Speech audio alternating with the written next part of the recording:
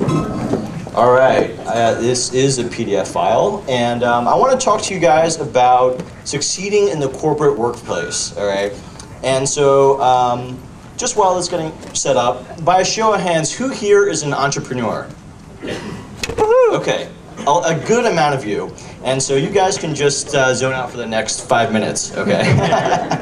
But what about, what about the rest of us? I want to talk about the rest of us and how we can succeed in the corporate world, because it is the majority of people. And when I go read Business Week, or when I come here, we hear a lot about entrepreneurship and my first year as a Web 2.0 startup.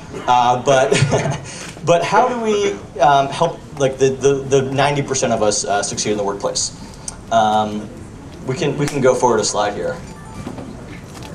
And this actually started coming up because I was flipping through Business Week, and I saw an article called, the top 25 under 25 most successful young entrepreneurs, and I flipped it open and I saw my high school friend in there.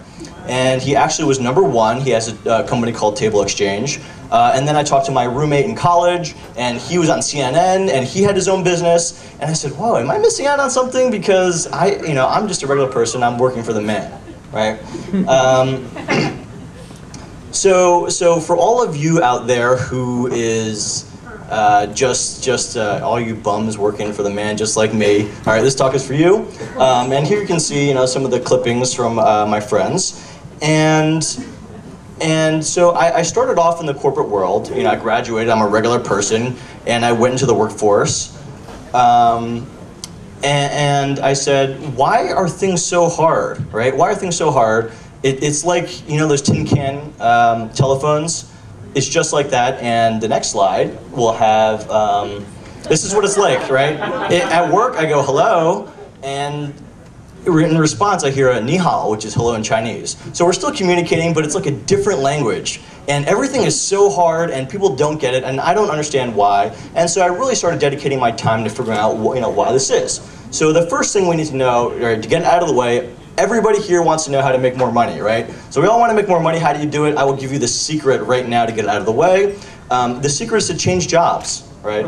It doesn't matter. It doesn't matter how good you are or bad you are. If you can really knock down an interview, you'll get a raise every time, right? So that's a secret to getting more money. Change jobs. People say, oh, stay there for 3 years, whatever. Don't listen to them. You can just change jobs to make more money. But that's not going to make you happy, right? Unfortunately, research tells us that changing jobs, making a ton of money doesn't really help you. So what does, right? Let's think about all the other things that you really care about, right? Is it respect, empowerment, mission, or maybe deciphering a new language, right? What do you really care about?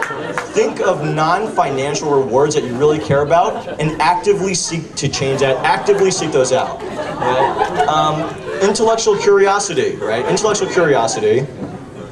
Go, first thing you gotta do, this is the first tip, right? Go everywhere you go, say, hey, I never written an RFP. I wanna help you do it. Can you please tell me how to do it?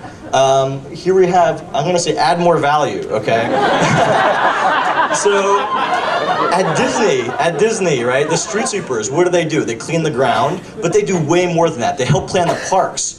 Right? They help plan the parks, they help give feedback from the people, they help do all these things that you wouldn't normally task a street sweeper with. Google it, street sweeper, Disney, and they'll figure out how much they actually do. And that's what you have to do. Your companies are not as good as Disney. They're going to say, your job description is to type 5 pages a day, right? You got to go above and beyond that, and your job is not going to tell you how to do that. It's up to you to figure out what you can do to add value.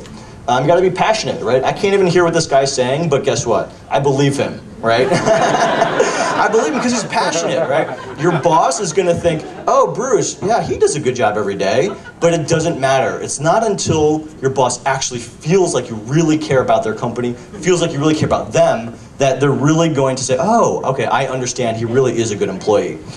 So don't underestimate passion, and keep going at it. Next thing I want to talk about is mentors. We all know finding a mentor is really important, right? But nobody knows how to do it. Everybody asks, oh, I don't know how to find a mentor. Well, I'll tell you how right now. The secret is to walk into people's offices and start talking to them.